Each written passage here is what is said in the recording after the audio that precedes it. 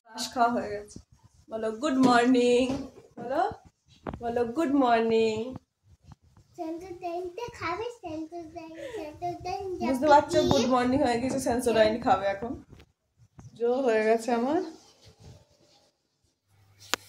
সকালে স্নান পুজো সারার পরে কিন্তু তোজোর বাবা উঠেছে।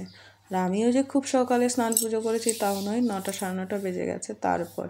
তো যাই হোক, তার কারণ আমি একটু বেশিক্ষণও ঘুমিয়েছিলাম আর তারপর উঠে অনেকগুলো কাচাকাচি করেছি, তারপর স্নান সারতে সারতে দেরি হয়ে গেছে। তো যাই হোক, তোজোর বাবা উঠেছে, ব্রাশ করছে, আর আমি এদিকে ম্যাগি বানিয়ে নিচ্ছি। আজকে একটু ভাজা ম্যাগি করেছি, ভীষণ টেস্টি লাগে মাঝে মাঝে খেতে। এরকম প্রত্যেক সময় তো পরোটা রুটি এগুলো ভালো লাগে না, যদিও রুটি আমরা কোনো দিনই সকালে খাই না, বেশিরভাগই হয় ব্রেড নয় পরোটা, এটাই খাই।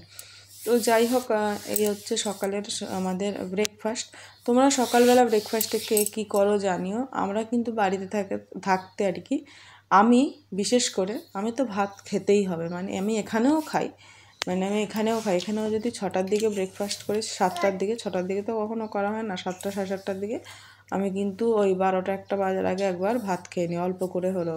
ওই যাই হোক, তোমাদের সকালটা কেমন করে শুরু হয়েছে জানিও। আর আমাদের তো ব্রেকফাস্ট হয়ে গেছে, এখন তোজো তো নামমাত্র খেয়েছে, এখন তোজোর বাবা খাওয়াচ্ছে। তো চলো টাটা, সকালটা এইভাবেই শুরু করলাম।